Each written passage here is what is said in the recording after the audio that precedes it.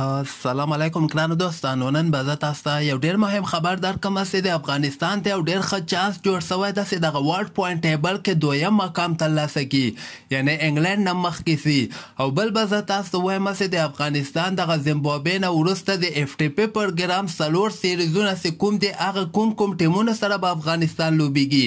ویډیو تر اخره پورې وګورئ، په هر څه به تاسو پوه سئ.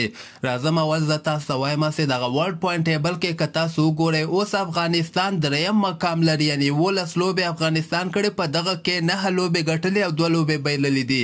په دغه کې بنگلاديش اول مقام لري، 18 لوبو کې 12 ګټلې دي. انګلند بیا دویم د 15 لوبو کې 9 لوبې ګټلې دي، یعنی افغانستان او انګلند دواړو 9 لوبې ګټلې. خو دغلته د انګلند یوه لوبه برابره شوې ده، د انګلند 95 پوینټونه دي، د افغانستان بیا 90 پوینټونه دي.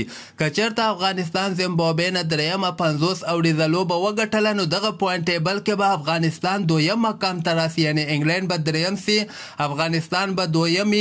نو دغلته بیا افغانستان ته ډېر ښه چانس جوړېدلی سي، یعنی ورلډ کپ ته ډایرکټ کوالیفای وکړي. اوس دغلته خو افغانستان به یعنی 10 لوبې وګټي. دغلته اوس کوم سیریزونه افغانستان ونه ګټلي، کوم ټیمونه نه، په دغه کې آیرلینډ نه 3 لوبې ګټلې، 3 لوبې نیدرلینډ نه ګټلې او 3 لوبې به که خیر زیمبابوې نه وګټي او یوه لوبه بنګلاديش نه ګټلې ده.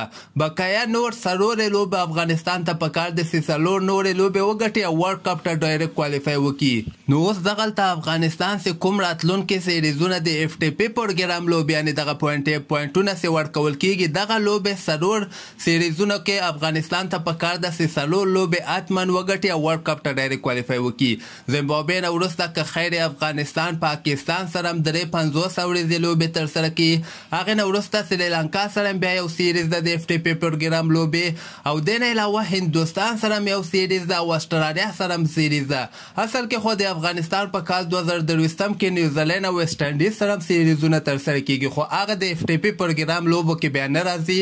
هغه به افغانستان کرکټ بورډ ویسټ انډیز سره که چېرته دوی کومې موافقې ته ورسېږي په هغه حساب باندې به ترسره کېږي. خو دغه څلور سیریزونه چې کوم دي د اف ټي پي پروګرام لوبې، دغه آی سی سی ورته برابرې کړې، دا به په هر حال کې کال 2023 نه مخکې، یعنی ورلډ کپ نه مخکې به دغه لوبې ترسره کېږي.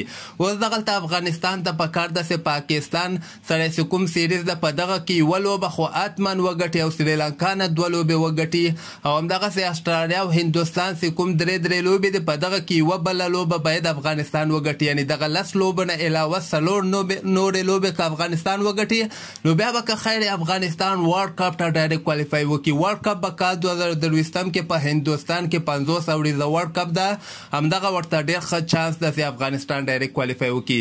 خدای نخواسته افغانستان که دغه نه پاتې شو بیا هغه کوالیفاین راوند لوبو کې بیخي معلومات یې نه کېږي چې افغانستان به کوالیفای وکړي او که وبه یې نه کړي.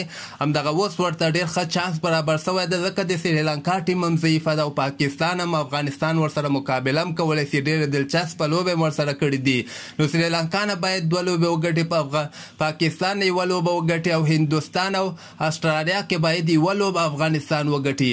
همدغسې تازه خبرو لپاره تاسو دغه چینل هم در سره سبسکرایب کولی شئ.